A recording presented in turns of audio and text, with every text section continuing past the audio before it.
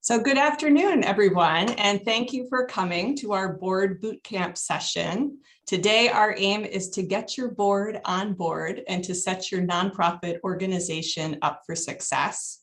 My name is Genevieve Kirk, and I am the Center for Nonprofit Excellence Director at the Community Foundation of East Central Illinois.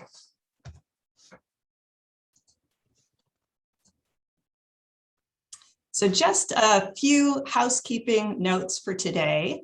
We have a fairly large group in attendance today. I see 33 participants so far. So a few housekeeping notes. First, I ask that you please mute your microphone unless if you're speaking. If you are joining us by audio only today, please introduce yourself when speaking. When our three presenters are talking, we invite you to use the chat function to ask questions, and we'll aim to answer your questions as they come up. We'll offer a dedicated Q&A time at the end of all three presenters. So if your pressing questions haven't been answered during the presentation, that will be an opportunity to ask questions. And just to note that this session is being recorded for the benefit of participants who were not able to join us today for our live Zoom session. So today's agenda, we have three different parts for today's training. We're going to start with who does what, roles and responsibility of board members. Then we will move into building board diversity, and we'll finish out with demystifying your nonprofit organization's financial statements and audits. Now we have a lot of information to share with you today, but we also want our time together to be as interactive as possible. So you'll have a few opportunities during our session to answer some poll questions. We will invite you to respond to a couple different questions during our presentations, either in the chat, or you can voice your questions if you're comfortable with that. So we hope that you get a lot of good information out of today's training so that it's relevant for the work that you do at your nonprofit organizations. So I'd like to start by introducing our presenters. I'm over here, Genevieve Kirk. I'm the Center for Nonprofit Excellence Director at the Community Foundation of East Central Illinois. And today I am joined by my colleagues, Angie Hatfield-Marker, our President and CEO at the Community Foundation of East Central Illinois. Hello, Angie. And also, hi, everyone. So Angie will be speaking today on board diversity, and Katie Birmingham, a certified public accountant and manager at Clifton Larson Allen. Hello, Katie. Hello, everybody. Katie will be addressing your nonprofit's financial statements. So thank you both for being here and for sharing your knowledge with our group today. So as we get started, we would like to get a sense of who is with us in today's training. So in a moment, I will be launching a poll which should pop up on your screens. If you can please select what is your primary role at your organization.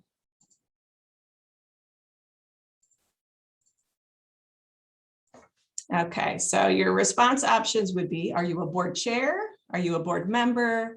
Are you a prospective board member, executive director, CEO, staff member, or other? I'll just give a few moments here for you to respond to this question.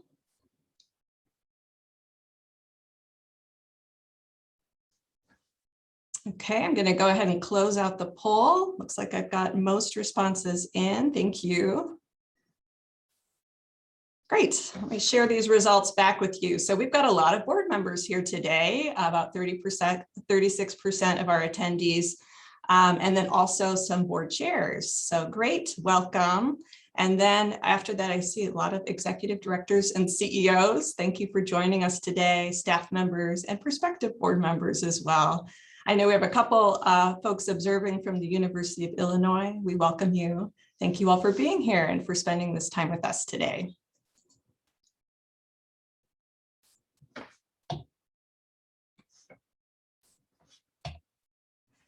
Okay, well, I am going to go ahead and kick things off for the first part of our training, which is on board member roles and responsibilities.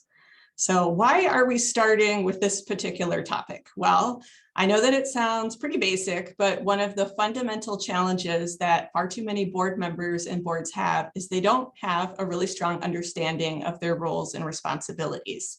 This comes from boardsource.org, which is based in Washington, D.C. They are one of the sources for the content for today's training.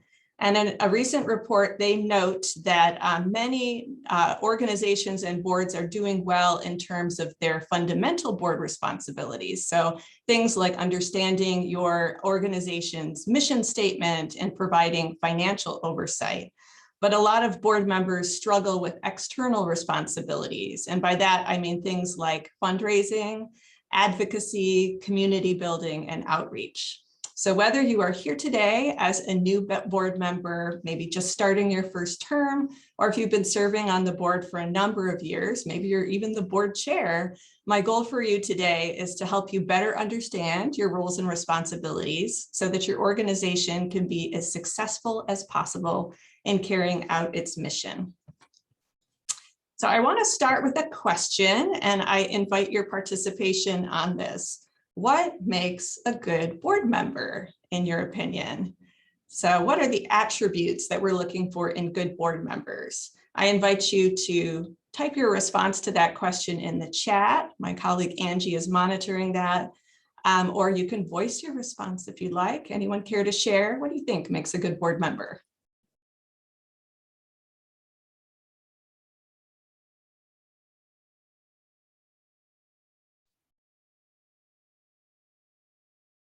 So Christine says involved and truly cares about the mission, availability, that they're able to provide leadership and engagement, the compassion and desire to work for the organization, active engagement, firm organization support.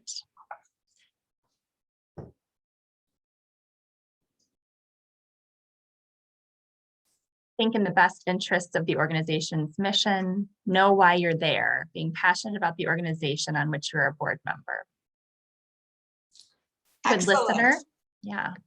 I love these responses. Thank you. Thank you all for participating on that. You've hit on many of the points that I would add there, being able to listen and analyze, think clearly, creatively, ask questions. That's a big one. Even be willing to ask those dumb questions that actually eliminate a lot of knowledge and in the boardroom. So those things are really important. Taking responsibility and also opening doors in the community. That's a huge function that board members can do for nonprofits.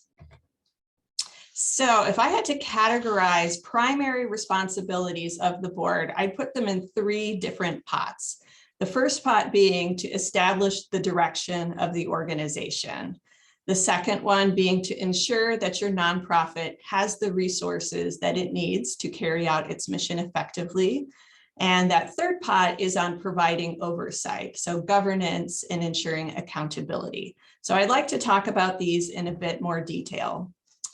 General expectations of board members. I have a nice little pictographic here for you today, and I'd like to just explain these in a little more detail. So we're going to start with advancing the organization's mission. Board members, you are charged with developing and maintaining focus on your organization's mission and vision. So this will include things like establishing your organization's strategic direction. And part of advancing your organization's mission means ensuring that your organization has those resources that it needs to carry out the mission effectively. So board members, please expect that you'll be engaging in your organization's fundraising process during your term. Fulfilling legal and fiduciary responsibilities. We're going to talk about those, what are those fiduciary responsibilities in detail, but you as board members are actually called fiduciaries because you're legally responsible for managing a nonprofit entity's asset according to state and common law. As a board, you will establish financial policies and ensure accountability. So if you haven't recently, I encourage you to review your articles of incorporation for your organization, your bylaws, all those great governing documents that are foundational to your nonprofit. It's really best practice for boards to be reviewing those on an annual basis. And then coming prepared to board meetings. This is really important. The general expectation is that you prepare for and actively participate in board meetings, which is why that agenda and the board packet should come to you ahead of time so that you have a chance to review it and prepare questions that you want to bring up in the board meeting. Hiring and overseeing the executive director. So if you have a leadership transition that happens during your time as a board member, this might be the most significant responsibility that you fulfill as a board member. So keep in mind your role on the board member, though, is high level. Day-to-day organizational management will be delegated out to that chief executive and/or his or her team. Recruiting exceptional new board members. So your time on the board is going to be limited, set by term limits. So it's really great when you're continually thinking as a board about succession planning. Who will replace you when your term of service is done? What are other gap areas or strengths that could be useful on your particular board? And then be thinking about who in your circle of professional or personal contacts might have those skills and be a useful person to have on the board. If you can nominate those individuals when that time comes in your board cycle, that's hugely important to having planning on the forefront of your organization. And then adopting sufficient communication tools. Our communication is changing so fast, especially during this pandemic. So just the importance here is making sure that your organizational communication tools are sufficient and that you have the resources that you need to communicate well, share files, manage your meetings effectively. And then the last general expectation I have listed out here is serving on committees. And I would add to this volunteering for the organization outside of your board role. So some boards will require their board members to serve on committees. For others, it's optional, but suggested. Volunteering in general is a great way to get to know an organization better from the inside out. So I would encourage you to be thinking about how you can help your organization's events, if they do programs, fundraisers, to volunteer for those. It'll give you new insights on the organization and better equip you for your board role.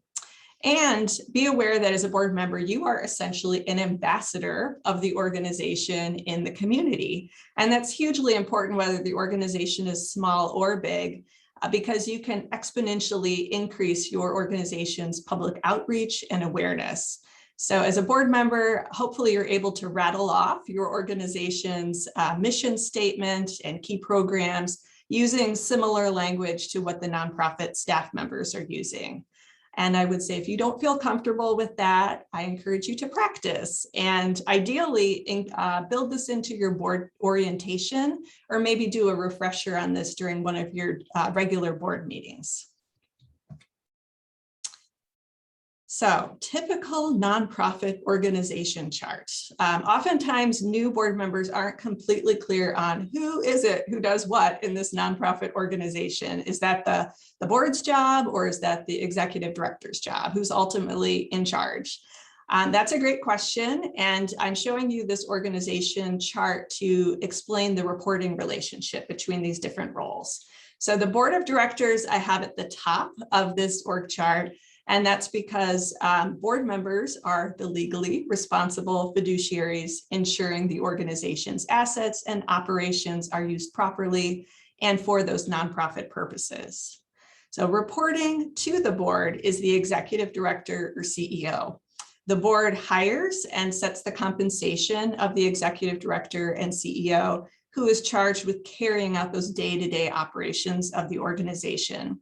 The CEO reports to the board of directors and is usually a member of the board of directors, him or herself.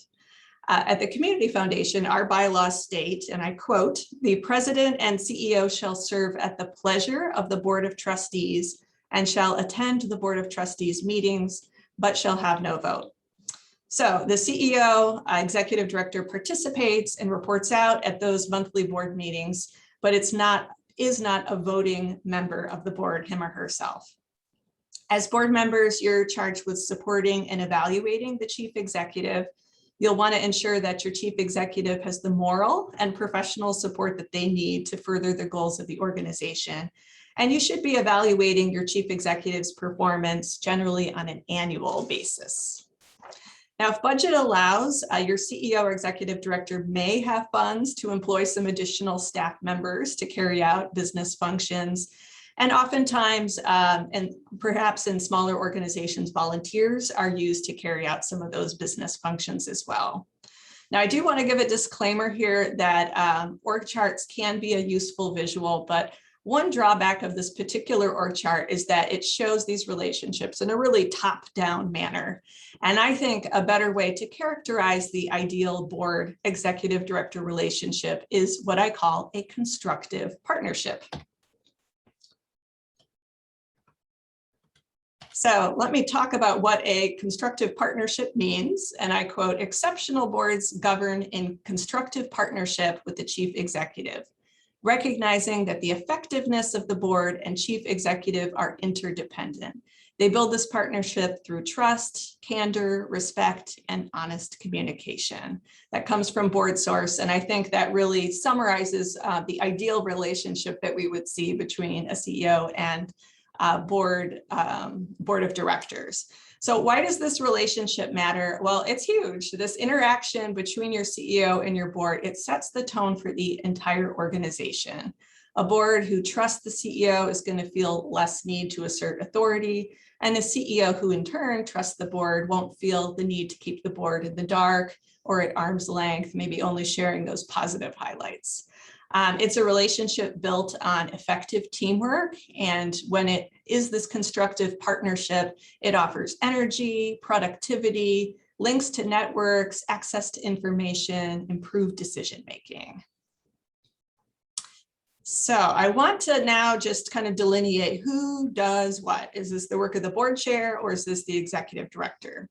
So talking in broad terms, the board envisions the future of the organization. It's the CEO who makes that vision a reality.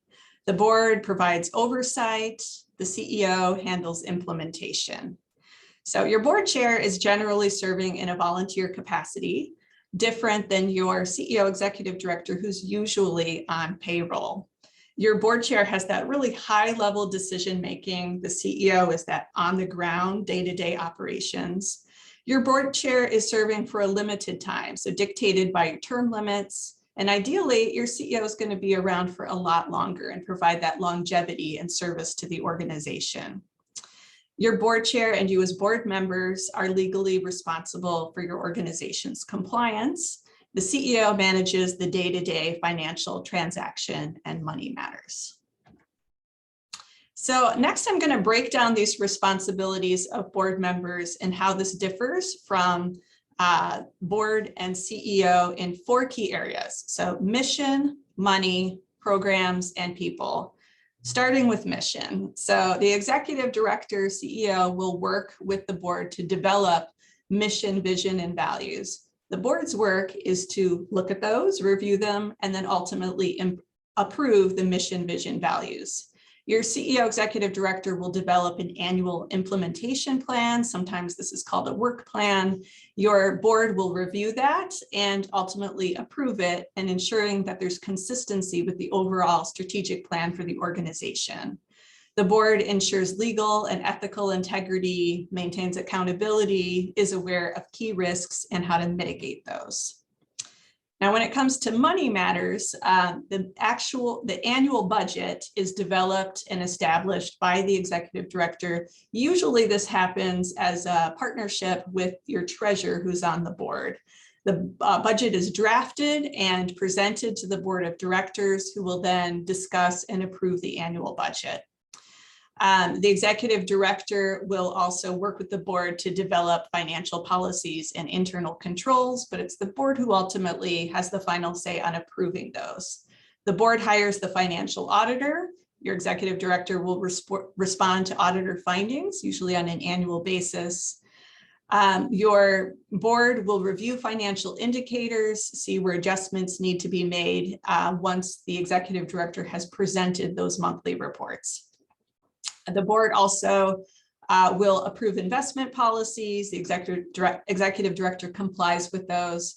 And then the executive director will work with the board to develop some fundraising strategy for the organization. Hopefully he or she might even have a development director who's charged with this. And the board's work with respect to fundraising is to support those fundraising activities. And there are many different ways that this can be done.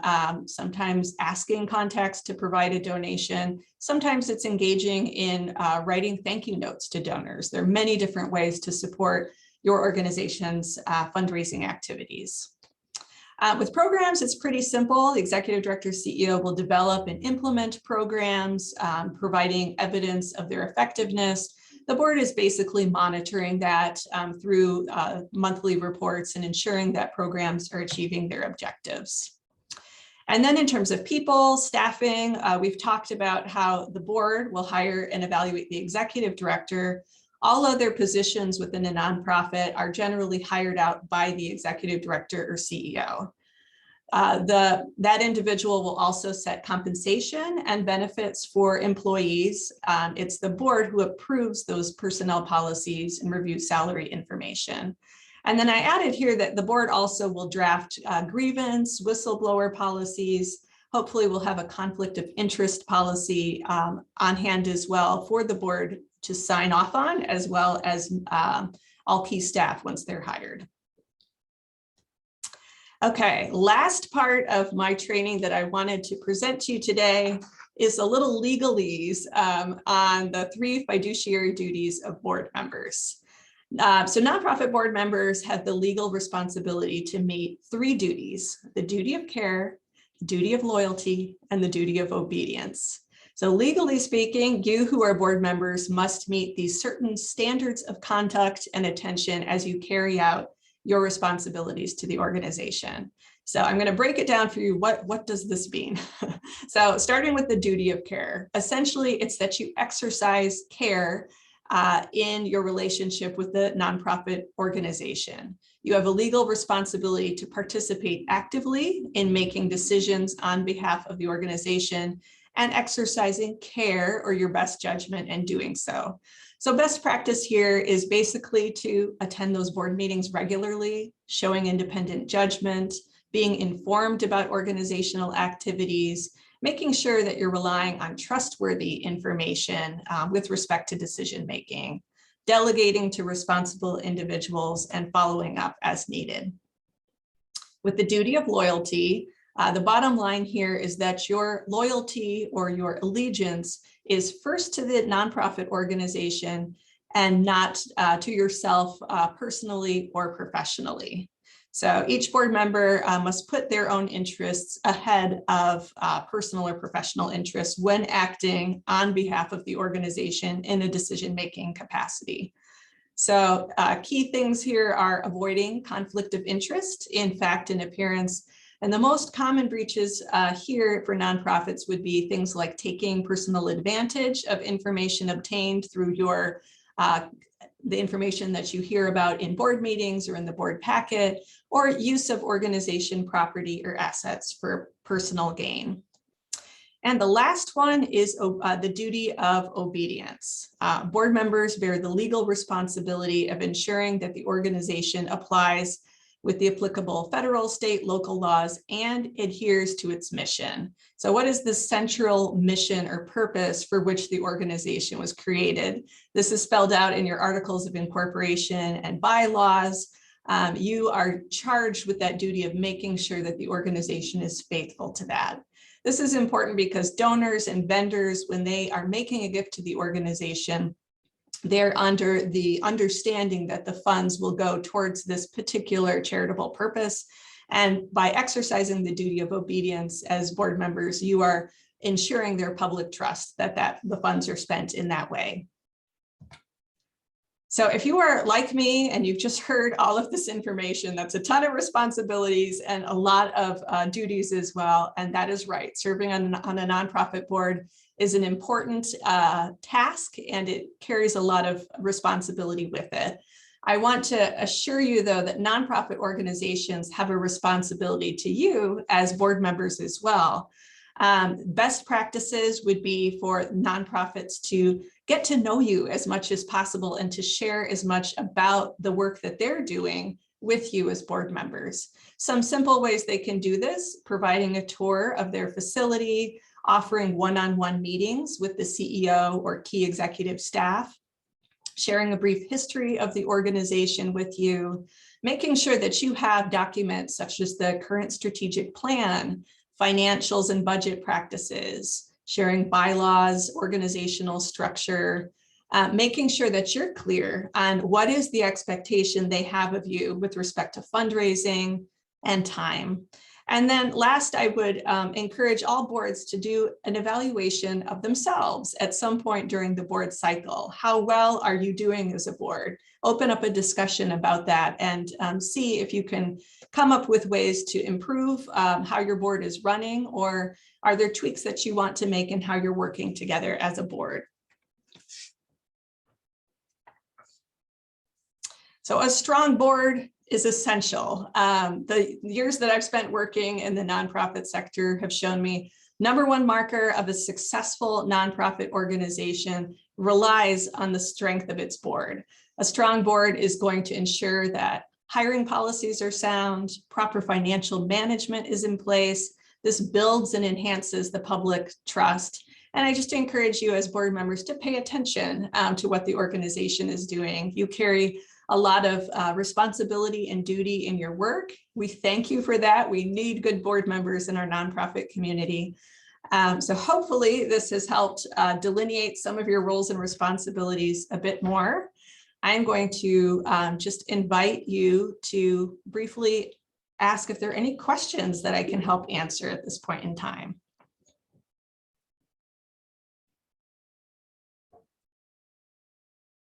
And you're welcome to put any questions in the chat as well.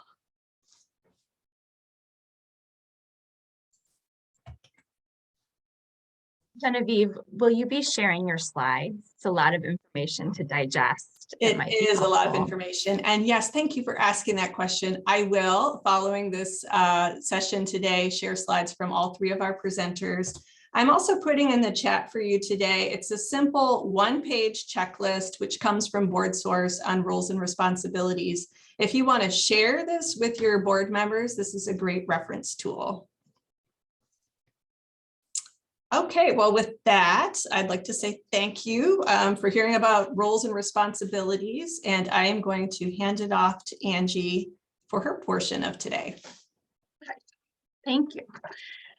Okay, so we're going to talk a little bit about the importance of building a diverse board that works. But before we start our conversation, we just have a short 2-question poll we'd like for all of you to take a minute to participate before we continue. So Genevieve, will you fire up that poll for me, please? So how diverse would you rate your organization's current board of directors?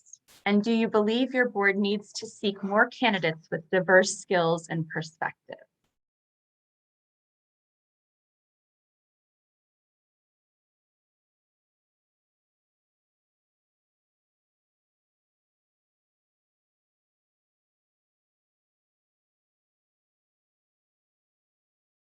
I'll give it just one more minute. Oh, there we go. So let's take a look at these results. So the majority of you would rate your boards as somewhat diverse, but the overwhelming majority believes your board needs to seek more candidates with diverse skills and perspectives. So that's great. We're going to chat a little bit more about that today. I'll move on to my first slide here. So why does board diversity matter? Our board should reflect the communities we serve, right? So having a board with diverse perspectives is critically important. We each bring our own life experiences and our professional contacts to the boardroom. And when we have diversity of experience and expertise and perspectives, it's going to lead to a stronger position for our organization to plan for the future, manage our risks, make prudent decisions, and take full advantage of local opportunities. A diverse board that's also sensitive to cultural differences is visually one that has a stronger capacity to attract and retain talented board members, as well as to be in touch with community needs. So diversity is a great many things. Oops, hold on, let me go back just a second. I'd love for you to use the chat and just share what you think diversity means in terms of a nonprofit board. There's no right or wrong answer. I just love to see your input here.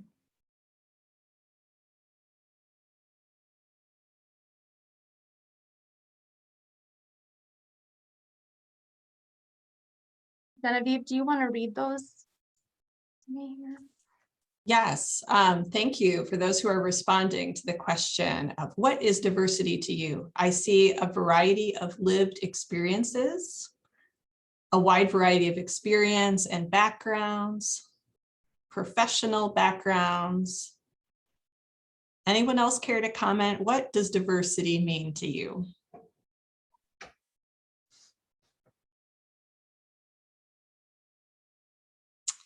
Diversity in experiences, employment, social, economical, race and gender, varied experiences and perspectives, varied skills and talents, varied backgrounds and ages. Perfect. So I'm seeing a lot of the responses that I have here in this next slide. Organizations should consider several attributes when it comes to diversity, including, but not limited to, age, diversity of thought, ethnicity, gender, race, sexual orientation, and geography, just to name a few. We also want to think about diversity in terms of professional experience and skills, especially in the nonprofit sector. Often our nonprofit friends have limited resources, and so they really need to lean on their board members, their volunteer board members, and the professional skills and experience they bring to the boardroom. So nonprofits are always looking for specific professional expertise or skills to help their organization. We have quite a few accountants on our board here at the Community Foundation, but also important are those who are well-versed in advocacy, board governance, capacity building, fundraising, human resources, law, leadership and personal experiences, development, marketing and communications, multilingual board members, organizational management, and technology. Here's some questions to ask ourselves, and I would encourage you to take these questions back to your organization just to open up an open dialogue amongst your board members as you think about diversity and your board makeup. So is our organization's reputation being negatively or positively affected by our board's current composition? If someone were to make assumptions about our organizational values based on our board composition, what would they be likely to think? How well are we cultivating a deeper understanding of the community we serve and bringing their perspectives, needs, feedback, and priorities into our strategic boardroom discussions? Are we ever at risk of making decisions without fully understanding how these decisions might affect those we serve? If we were to make a deeper commitment to diversity, equity, and inclusion, what would that mean for our mission, our work, and those we serve? When we think about board diversity, is it prioritized in our organization's strategic plan? And what does the future board of our organization look like? So these are just some really good questions that you can ask around your boardroom to spark some good open conversation. When we take a look at our Community Foundation board, we use a matrix similar to this to analyze our board composition. So we want to see where are our strengths, where are our weaknesses, and we want to, as board members, think about these strengths and weaknesses as we're considering and cultivating prospects. So along with the slides that we share today, we'll also share this example of a board matrix that you can take back to your organization and tweak if you like, but to be thinking about the future board for your organization and where you might need to plug in some new, more diverse candidates. So let's talk a little bit about finding new candidates for our board. We want to evaluate and expand the definition of the kind of diversity we bring to our team. We want to be intentional of who we approach, and we want to reach out to local known voices. We want to reach out to local peer organizations, sharing similar missions and a commitment towards diversity. We want to check and see if they'd be willing and comfortable to share some names of possible board volunteers interested in our mission. If you put out communications to your donors and volunteers, you might consider including a question about whether they might be interested in sharing their time and talent and wisdom as board volunteers for your organization. We want to encourage referrals from current board volunteers who represent the minority communities we're looking to engage. And we want to share a hiring post on our LinkedIn page and other forms of social media. I think you could put a call out to your followers saying we're really in need of a certain attribute or a certain professional skill, and you might be surprised at who's following and who would welcome the opportunity to serve on your board. As you're approaching candidates, we want to really do our research. So we want to know about a candidate's background, their qualifications, their accomplishments, interests, their professional skills and expertise. And remember, we're approaching someone for what they bring to our boardroom and not just their demographic diversity. We want to prepare for authentic conversation with the candidate around where our organization and our board are with diversity, equity, inclusion, and we want to educate ourselves on the intentional language around the identities our board represents. We want to share details of specific steps your organization would offer in terms of inclusive onboarding. So we really want to be thinking about, what is your current board's culture, and is it welcoming to individuals before we approach those candidates.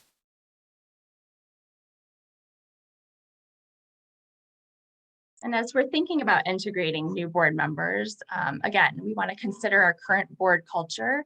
We want to lead meetings through asking questions and making space to include all voices.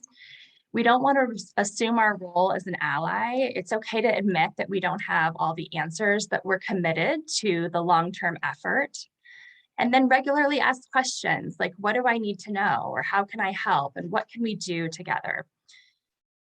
Keep a check on unknown behavioral habits, especially when the habits are to take over a meeting or speak longer than a normal expected time. We want to create deliberate space for more voices around our board table. Encourage our board to undertake intermittent trainings on inclusivity and equity. Don't make our team members from demographically diverse backgrounds hold lunch and learn sessions about their lived experience either.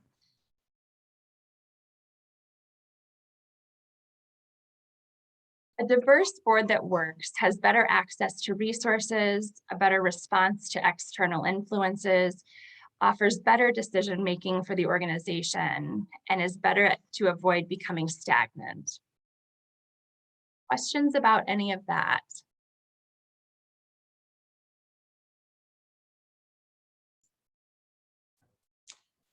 I would just add, Angie, from the chat that someone also included disability as something to be considered for diversity. Absolutely, absolutely. At the fundamental level, who's serving on our board just directly impacts how we function as an organization and the decisions that we make. So while it's not one size fits all, a board that's homogeneous in any way really risks some blind spots. And we just want to be very aware of that and the negative impact that can have on our ability to make good decisions and plans for our organization. Thank you. Thank you, Angie. And now I'd like to turn it over to Katie Birmingham, our final presenter for today. Katie? Hello. Just working on sharing my screen here with you guys. And all righty, you guys can see the presentation here. So I'm excited to be here this afternoon with you to talk about demystifying your nonprofit's financial statements and audits. And don't worry, I will not send a poll out to ask how many of you have read your audit report cover to cover. Understand that many of you may not have done that, and I will probably tell you during this presentation that is okay. So hopefully that does not give you anxiety. So I have a few objectives today. One of these have already been talked about, but I just want to reiterate some of it, which is your fiscal responsibility in this governance role that you have. And then talking about the importance of having an annual audit and those annual financial statements. And we're going to do a very high level overview of the financial statements that you get and what are the important pieces of those that you would want to read through, at least try to understand a little bit from that perspective, and then look for some signs of, is your organization doing well financially, or what are some things that are maybe some red flags that you would want to look at. So again, you don't have to be an accountant to understand some of these things, but just some good kind of key takeaways today so that when you get that audit report, you kind of know what to look for. So as has been talked about, your fiscal responsibility, some of those key items that you as a board member in general want to make sure you're understanding at a high level the annual budget and reviewing and approving that. The monthly and quarterly financial statements, you want to be getting those on a semi-consistent basis at least. If you don't meet monthly, then I don't expect you to get those monthly, but you do want to be looking at those, looking at, again, from a high level, how's the organization doing? And then today what we're going to focus on is that annual audited financial statement that comes again at your year end. And really, what are the key takeaways from that? And what's been noted, but I just want to reiterate again here, is the board hires the auditor. The board's responsibility is to have that relationship with the auditor. And, I, as an auditor, I talk to the boards that I'm working with on my nonprofits. I obviously have to work with management, right? I get the details, I get the financial statements. They're going to be able to answer those questions that I have during the audit process. But I also have that relationship with governance. And all the reports that I have are specifically titled to the board of directors. They also include management, right? Management's very important in that process. But, I work for you as the board. You're the owner of the entity, right? In that sense. And so you need to understand in that fiscal responsibility, what the financial statements include, what that audit report is, and you should be getting a copy of it if you're not. So just want to reiterate that because it's really, really important. So as I started out, I said that you don't probably have to read the full financial statements. Crazy that an auditor would tell you that, right? So I will say that not everybody on the board has to read it cover to cover, but I would recommend you have one person on the board. So as Angie said, they've got a few accountants on the Community Foundation board, which is great. It'd be great to have at least one if you don't have anyone, or somebody at least has a financial statement background. If you don't have somebody on the board, it'd be great to have an audit committee. Somebody at least that can say, I've read the financial statements, I understand them. Again, the key takeaways today are going to be at a high level for all board members to understand, but you do want to have somebody that understands the financials and will read through them completely so that they could ask the auditor those questions if needed. So today, what do you need to know? So as part of the audited financial statement packet, what will come to you as the board is what's called a governance letter, or a governance communication letter is another title for it. Really, this is a 2 to 3 page, easy read summary of any significant items that would have come up during the audit. Were there any audit adjustments? Were there any significant accounting policy changes? Did I have any difficulties with management during the audit process? It's going to be in this letter. It's a good, like I said, easy 2 to 3 pages, not a 40-page audit report, right? So you want to read that. It's directed to you as the board. Just make sure you read through that. Like I said, it's a good summary. If there's any issues there, it's going to tell you from that perspective during the audit process. Another letter that you potentially would get, if there's any written findings or recommendations from the auditors, it's going to be in what's called an internal communication or management letter. Again, a 2 or 3 page, hopefully not more than that, letter that just identifies anything that during the audit process, the auditor said, here's some recommendations. Here's what we found. Here were some deficiencies in maybe internal controls or some lack of reviews, things like that, that we feel that governance, because again, I'm working for governance, right, need to know about what's going on at the entity. Again, 2, 3 pages, like I said, read through this. You want to make sure that you understand where are those deficiencies. If there's a lot of internal control deficiencies, that can lead to issues in your accounting numbers. So as a board, you want to be able to understand what those findings or recommendations are, and can you do anything about them? Sometimes you can't, right? Sometimes it's a lack of segregation of duties. To fix that, you would need to hire 3 more people. We don't have the funds. Okay, but are there other things that you as a board can do to help reduce those risks? So just kind of understanding those things. And again, you can talk to your auditors about that, but an easy read and a good thing that you should be looking for and understanding. So diving into the actual audited financial statements, there's an independent auditor's opinion. So that's what I provide on the financial statements. Again, 2 or 3 pages, easy read, go ahead and read it. And it really just tells if you have an unmodified opinion or a clean opinion, which is what you would want in most cases, but sometimes there is a modified opinion, and there's some different types of opinions there. I'm not going to go into all of those today just due to timing, but if you have a modification, you just want to understand why. It doesn't always mean it's a bad thing. It's just you need to understand the reason for the modification.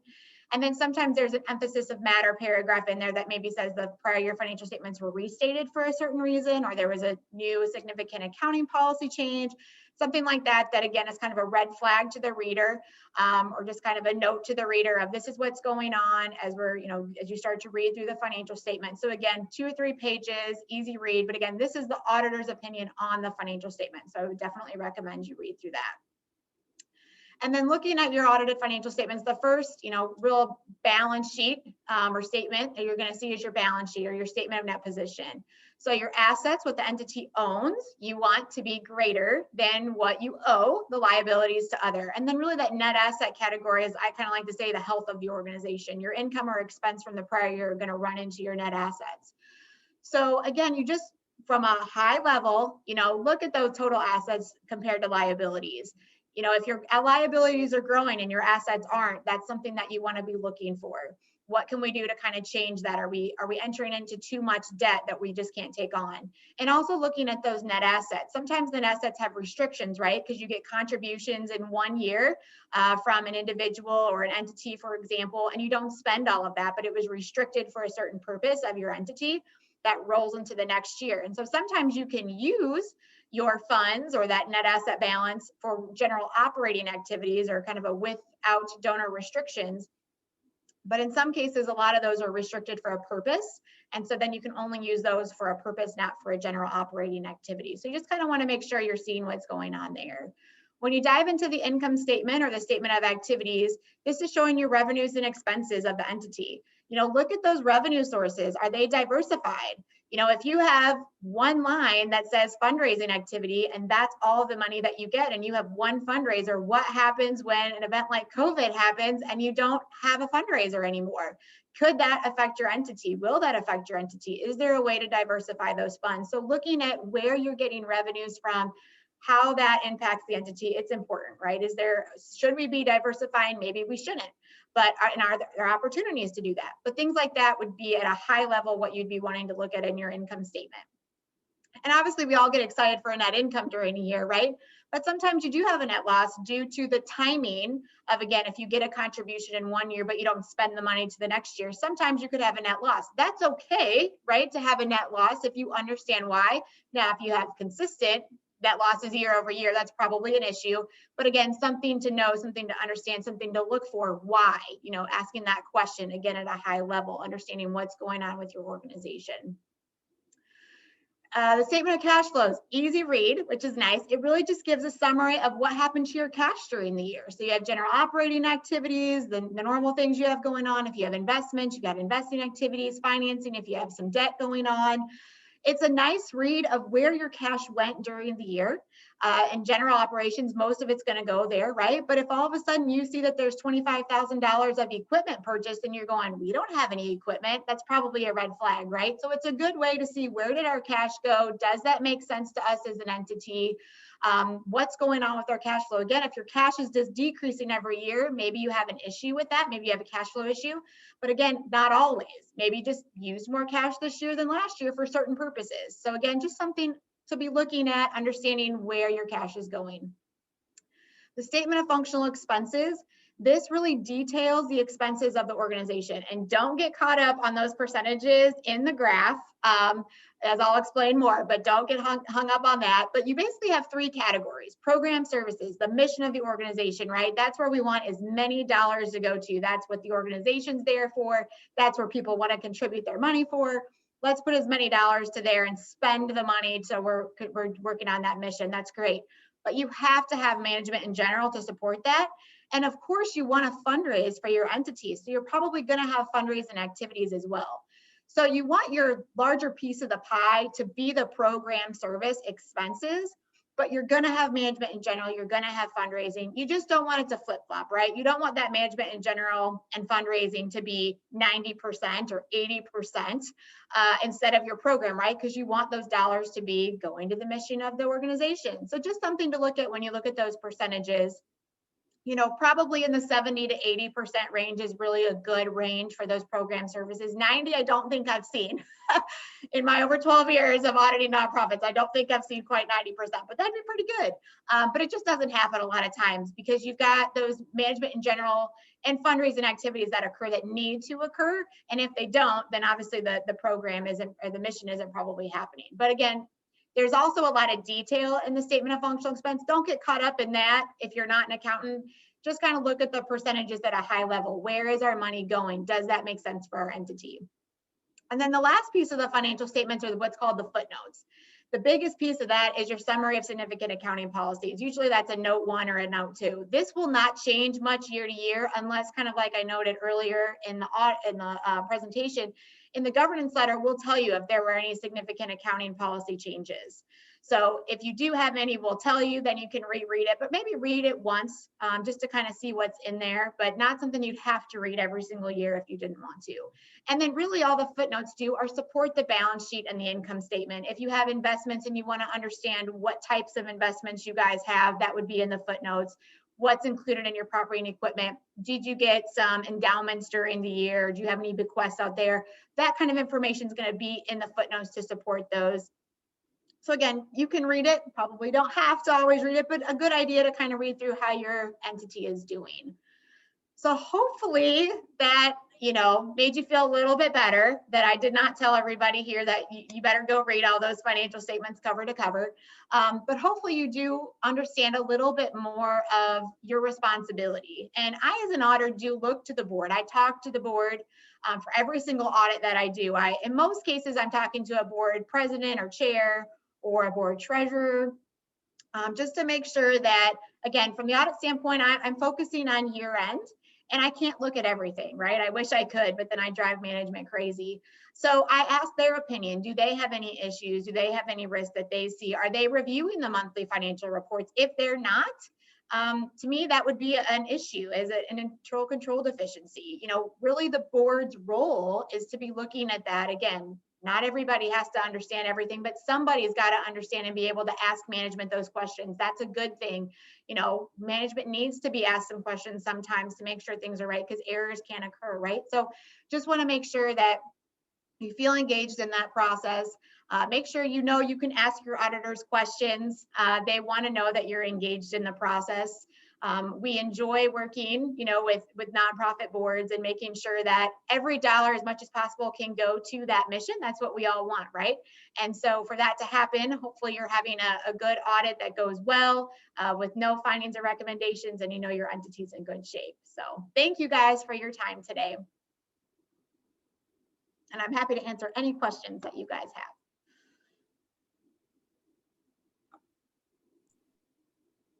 Thank you, Katie. Are there any questions that you'd like to ask Katie? Feel free to voice them or put them in the chat.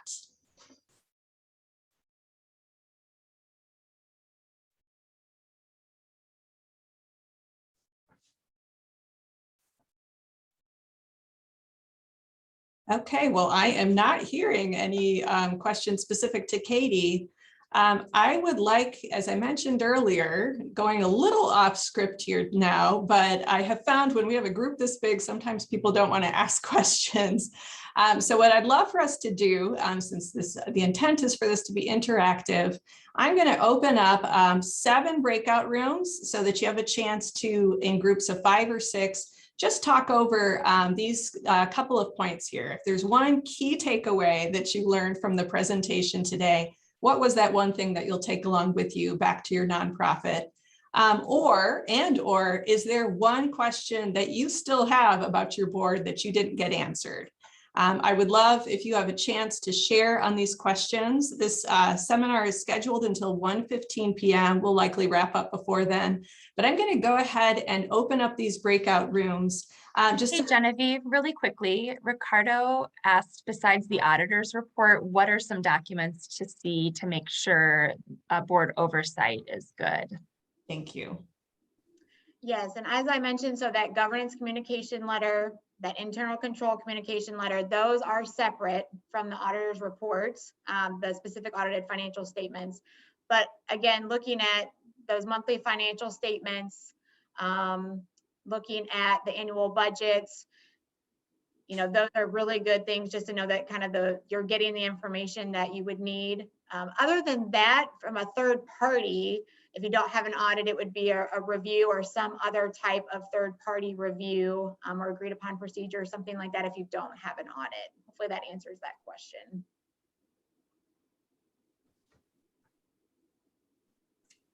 Great, thank you, Katie. Any other questions that you see there, Angie? Nope, I think we're good. Okay, super. So again, for the breakout rooms, just a little etiquette here that if you are comfortable turning on your camera, you're welcome to, but no worries if you don't. There's no assigned facilitator to your breakout room, but the three of us presenters will be randomly assigned in there with you. If someone wants to assume the role of facilitator, feel free. I encourage you just to exercise active listening. It's a great chance to meet others in the room, to ask your questions and to share on these two questions. When we come back together, we won't be officially reporting out by room, but if there is a key insight that your group wants to share or that you thought was relevant, we'll offer an opportunity to do that, and we'll be sure to wrap up on time by 1:15 p.m. So I'm going to go ahead and open up these breakout rooms. We will convene together again in about 10 minutes.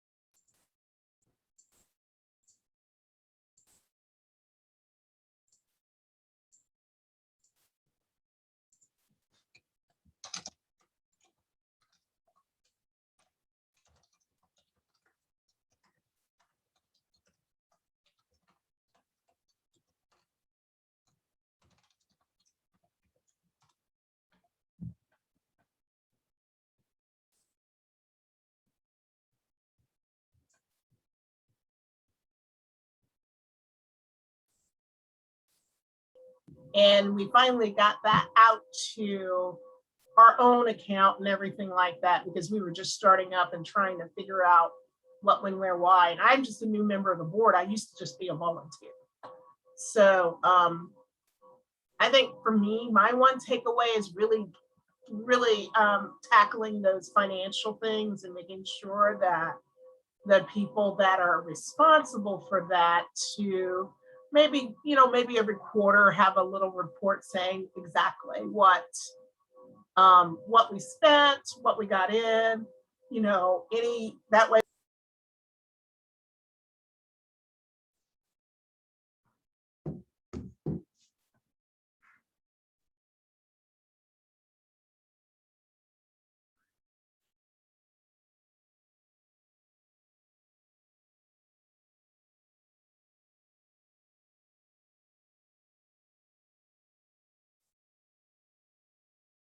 Okay, well, welcome back. It looks like our breakout rooms have closed up. I'd like to thank you all for participating and attending in our training today. If anyone had any other insights or things that were discussed in your group that you want to share, now's your opportunity.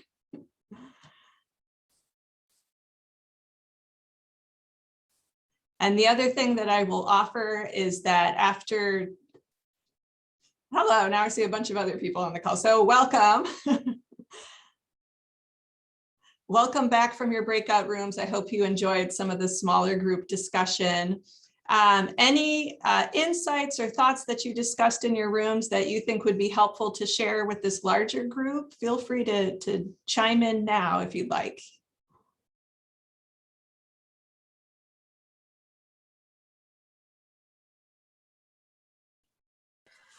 There was a You question. had a question. Oh, Kate, you had a question. Well, I was on the same board as Fred, so he can go ahead. I didn't mean to interrupt.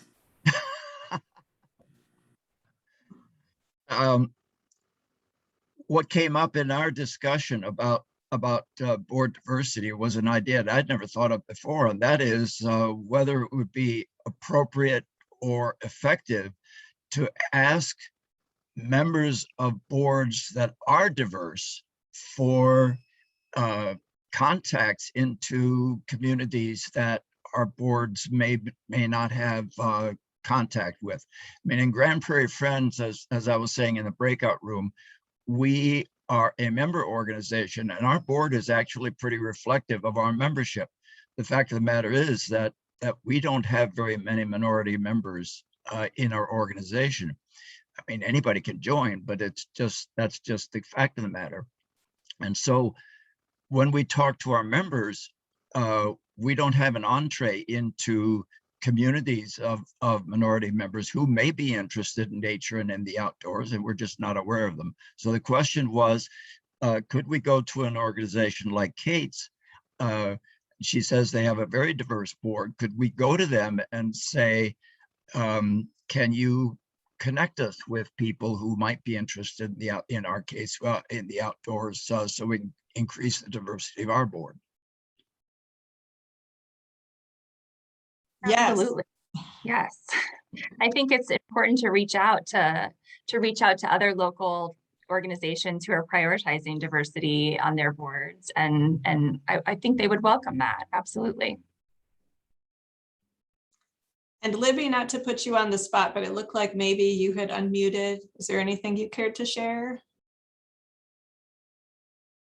Or anyone else for that matter? Oh, I was, Andrea in or I think that's how you say your name. If it's not, I'm sorry. In our group said that what she does in her board was to create like a fake financial statement or report. And then they like, Don't tell my Kind of. auditor that. yeah. Why don't you say what you do? That's been better than me trying to explain it. Sorry. I do an annual, here's how you read our monthly financial statement, the income and expense statement. I do that annually for all of my board members. It takes about an hour and a half. We walk through the entire thing going, this is where you want to ask a question. This is what a red flag looks like. And I make up a fake one to go through where I put things in there that it's like, oh, we spent $7,000 on travel expenses when we're local, right? And then I have to explain as the ED that we did indeed take a staff trip to Hawaii. So whoops.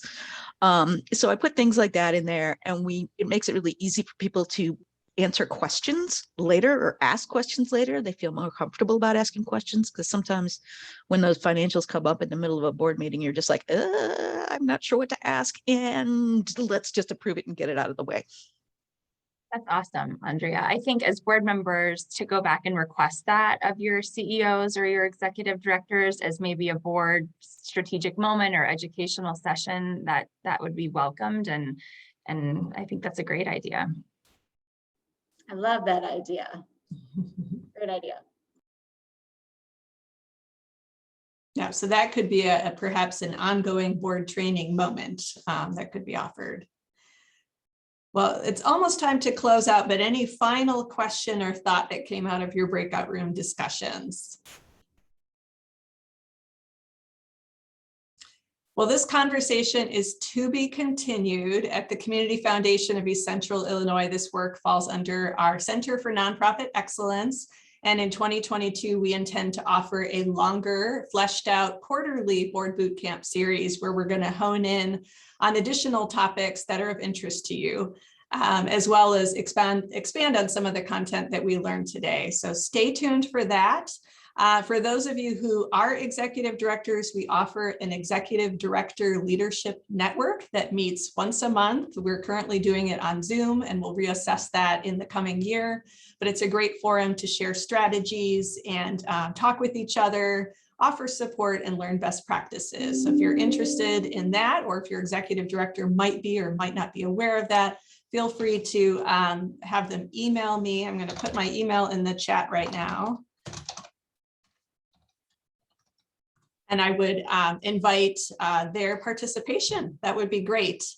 I'd like to just thank today our presenters, Angie and Katie, showing our appreciation for their time, and thank all of you for being with us today. I've enjoyed hearing your questions and look forward to working with you to strengthen our nonprofit sector. We'll be sending out the presentation slides for today, and also the recording of today's session will be made available on our YouTube channel starting next week.